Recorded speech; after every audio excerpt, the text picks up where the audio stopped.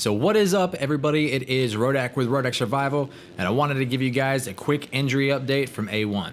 So I'm here to just give you guys a little bit of an update on the injuries that we had. The three big injuries being Colt Nichols, Jalek Swoll, and Carson Brown. Now guys, I got all of this news over at Racer X, so I will go ahead and link that article down in the description, but I figured if you didn't want to go read it, I can talk about it here, post them up on the screen, and yeah, let's just get into it. So first off, we'll start off with Carson Brown in his 250 heat race. He went down in the whoop section at the start of the 5th lap.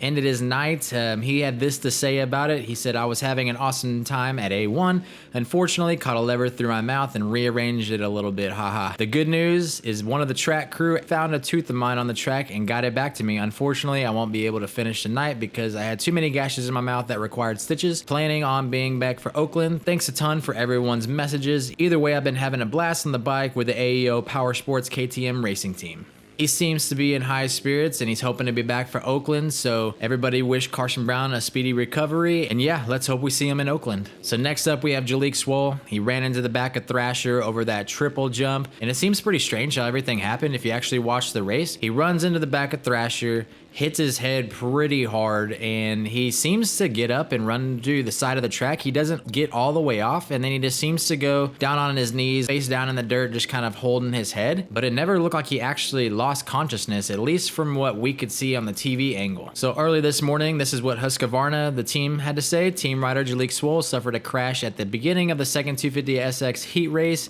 and was unable to continue racing for the night. Now here's where I say it comes in strange. This is what he had to say. "Big one last night. Unfortunately, I don't think there's anything I could have done.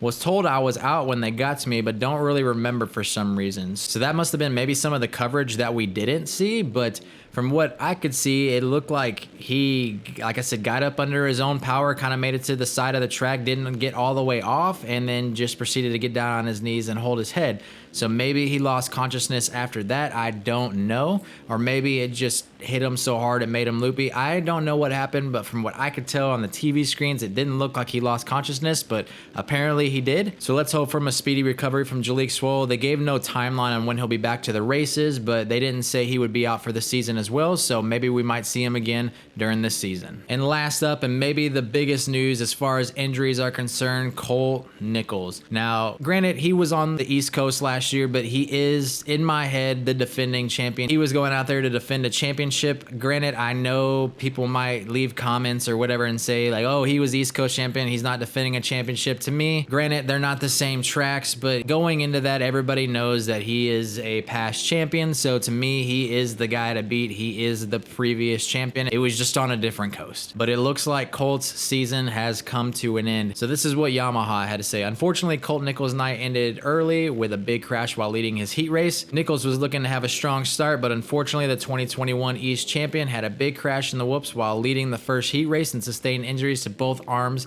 and he will undergo surgery today, and an update will follow." And then team manager for the 250 team, Jensen Hindler, had this to say: "It was a roller coaster night for us though. I'm bummed for Colt, but we'll keep pushing forward and things will come around for him." So guys, that is unfortunate news, as it seems that Colt Nichols' season has come to an end.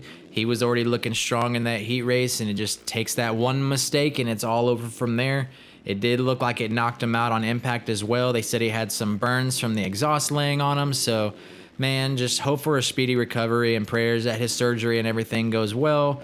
But man, it's just really a bummer to see Colt, Jalek, and Carson Brown all go down like that. But prayers for speedy recoveries all around. Hopefully we don't have too much more of these this season, but we all know it's Supercross and anything can happen, and that track will come up and bite you quick. But like I said, prayers and speedy recoveries for all of them. I'll see you guys in the next video. Peace.